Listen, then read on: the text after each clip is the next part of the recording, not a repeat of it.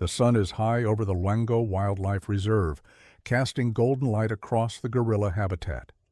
Visitors crowd along the observation deck, snapping photos and chatting excitedly.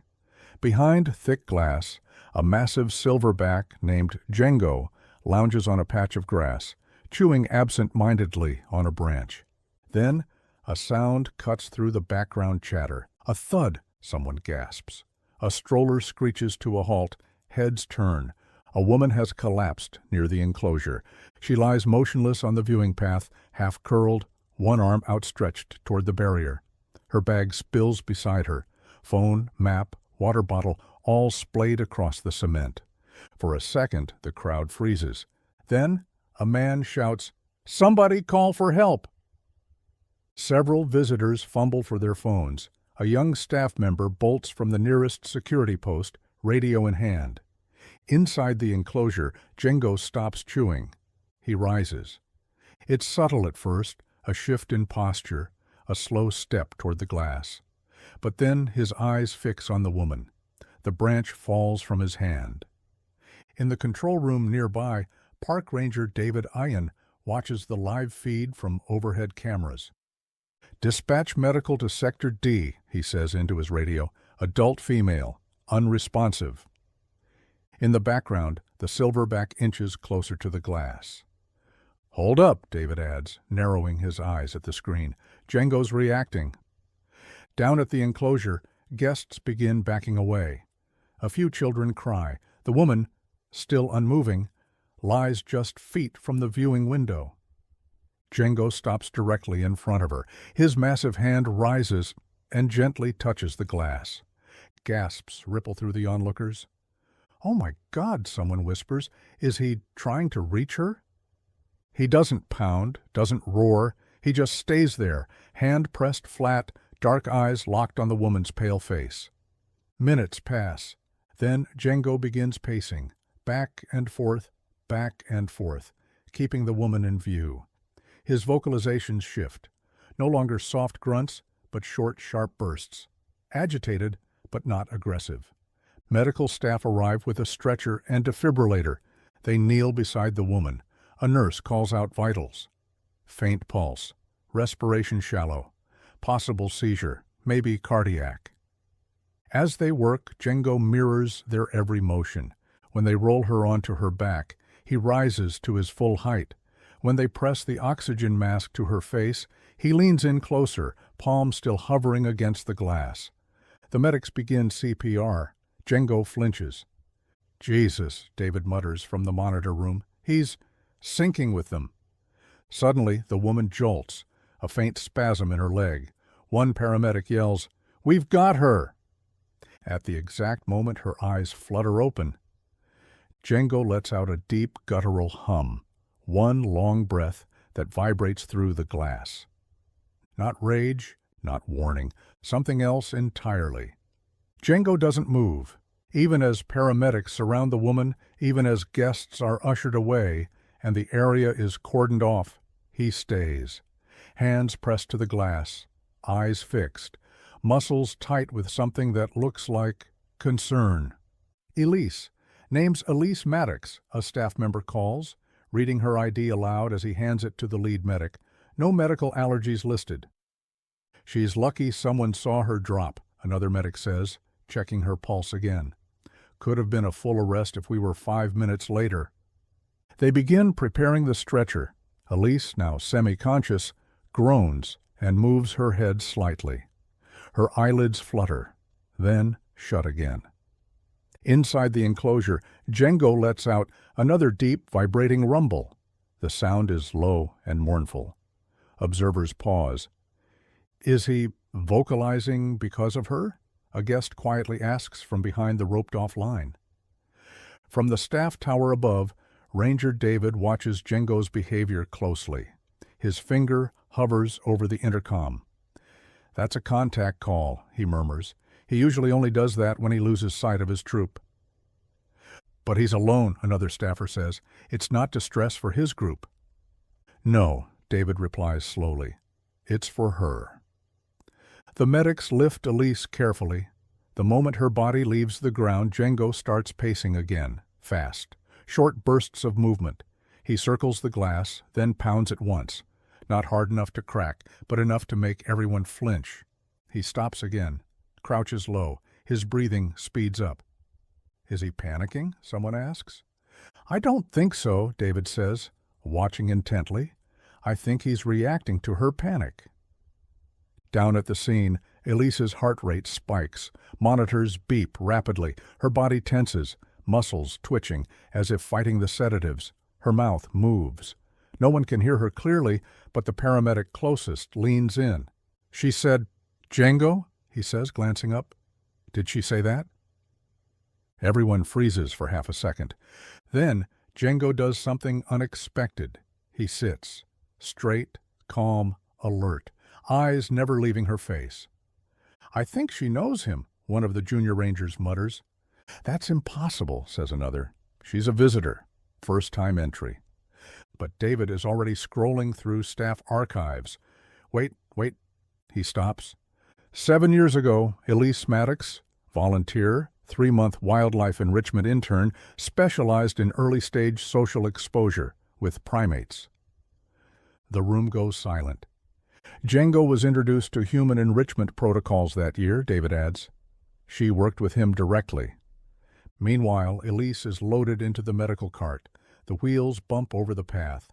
The moment she disappears behind the trees, Jengo lets out a long, deep grunt, then presses his forehead against the glass. He stays there, unmoving, for 12 straight minutes. Someone records the moment. The footage will go viral that night. No screaming, no aggression, just one gorilla, waiting. The hospital room is quiet, except for the steady beep of Elise's heart monitor. She stirs, opens her eyes. The fluorescent lights above make her blink. Her throat is dry, her chest tight. A nurse notices and rushes to her side.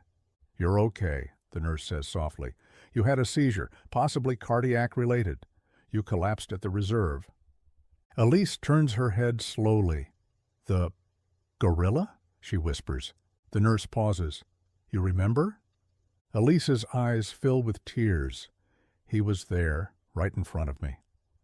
Back at the Loango Reserve, Ranger David Ayen and biologist Naya Mbeki sit at a small round table in the operations room, watching security footage on loop. Each angle shows the same thing, Jengo pacing, Jengo watching, Jengo matching the rhythm of the medics.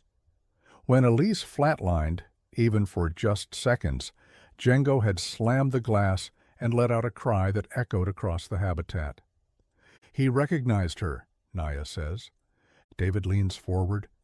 We always thought primate recognition faded after a year, 2 at most. She was the only one who worked with him daily during his first months here. That was bonding time, enrichment play, vocal mimicry, scent imprinting. He didn't forget.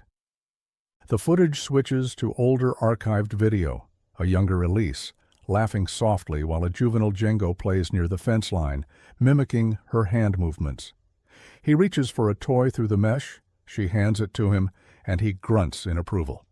7 years ago. At the hospital, Elise watches that same footage from her bed. A park volunteer shows her a tablet. I thought it might help to see it again, he says. She stares silently at the screen, eyes welling with recognition. He used to follow me around, she whispers. When the other gorillas ignored me, he paid attention. He was curious, gentle. The volunteer nods. He still is.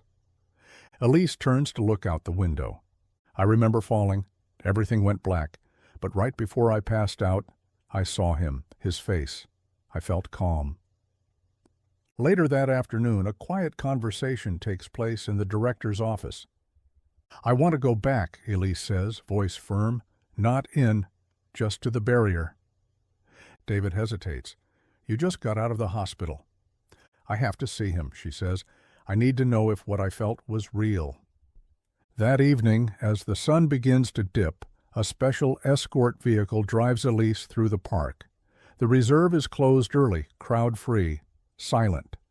They stop near the gorilla enclosure. The team sets a chair just outside the viewing glass. Elise steps out slowly, heart racing. She approaches the enclosure alone. Jengo is nowhere in sight. She waits. 1 minute, 2. Then movement in the foliage, a rustle, a silhouette. Jengo steps forward, slowly, silently. He sees her. He doesn't charge, doesn't vocalize. He sits. For a long moment, neither of them moves. Then Elise raises her hand and places it gently on the glass. Jengo stares and lifts his hand, placing it exactly opposite hers. Elise doesn't breathe. Her palm rests on the glass, and opposite it, Jengo's hand, nearly twice the size, presses gently in return. The world narrows. No staff, no enclosure, just the space between them. He leans in, forehead brushing the barrier. Elise follows, slowly resting her own against the glass. The moment is intimate, unbelievable, silent. From behind, Ranger David Ayen watches, stunned. "I've never seen him like this," he whispers to biologist Naya Mbeki, who stands just beside him. "No display, no bluffing. He's grounded." Naya raises her camera but lowers it again. This isn't for photos. Inside the enclosure, Jengo doesn't move. His breathing slows. He lowers himself into a crouch, still facing Elise. She sinks to her knees on the other side of the glass, still weak, but steady. "You remember me," she says softly, voice barely above her breath. "You knew." Jengo shifts his weight. He picks up a stick and places it across his lap, the same type of branch he used in their enrichment games years ago. Then he taps it twice against the ground, a rhythm. Elise stares, eyes wide. "You still do that?" She mimics the taps, 2 fingers, same beat, against the cement below the barrier. Jengo grunts once. Short, affirming. Word spreads fast. Within hours, the footage from the reserve's private camera system is flagged by internal staff, not for security, but for preservation. A visitor with a long-range lens caught the exact moment Jengo sat across from Elise. The image, woman and gorilla, hand to hand, spreads like wildfire across social media. "The glass between us wasn't a barrier. It was a bridge." That's the caption that sticks. News outlets call. Documentary producers inquire. The park director offers Elise a chance to speak publicly. She declines. Instead, she returns the next morning with a hand-carved bead necklace, a token she used to wear during her volunteer days, one she remembered Jengo always watching her fidget with when nervous. She sets it gently on the ledge outside the viewing glass. Inside, Jengo watches. Elise doesn't ask for contact. She doesn't press the glass. She simply sits. Jengo approaches, slowly, curiously, then lowers himself into a seated position once again. His eyes shift between her and the necklace. Then he does something no one expects. He presses both palms flat to the glass and bows his head. David's voice cracks as he speaks into the staff radio. "Log that timestamp. We're witnessing something sacred." Elise eventually stands. Her hand brushes the glass one final time. "I'm okay now," she says quietly. "You can rest." Jengo doesn't move. He simply watches as she walks away. Behind her, the gorilla remains, still, silent, and somehow at peace. A week later, the photo is everywhere. A woman and a gorilla, hand to hand. A moment frozen in glass.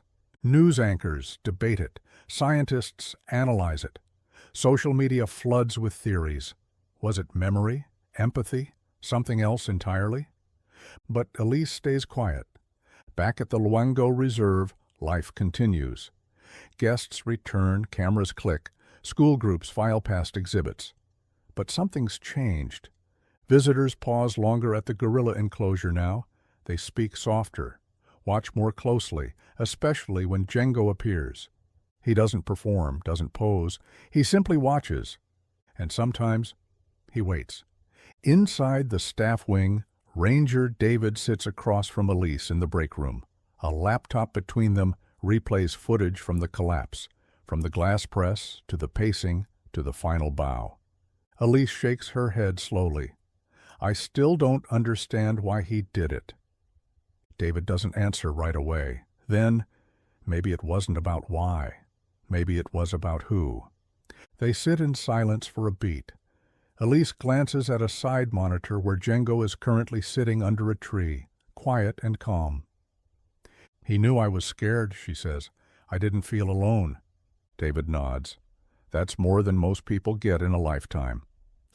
The reserve director approves a proposal Elise brings forward, a small sign near Jengo's enclosure, no sponsors, no headlines. Just a simple plaque that reads, "Sometimes the deepest connections need no words." The staff installs it quietly one morning before the park opens. Jengo watches from a distance. Later that month, Elise returns, this time as a guide in training. She walks slowly through the park's education center, pausing near a group of children watching a video on gorilla behavior. "Do they remember people?" one boy asks. Elise kneels beside him. "They remember more than we think. They remember how we make them feel." In the background, Jengo approaches the barrier, as if summoned. The children rush to the glass. He doesn't retreat. Instead, he crouches low and drums the ground twice. Elise smiles. Across the world, researchers begin studying Jengo's behavior as a case of possible cross-species emotional cognition. A university in Kenya opens a study based on his pattern recognition.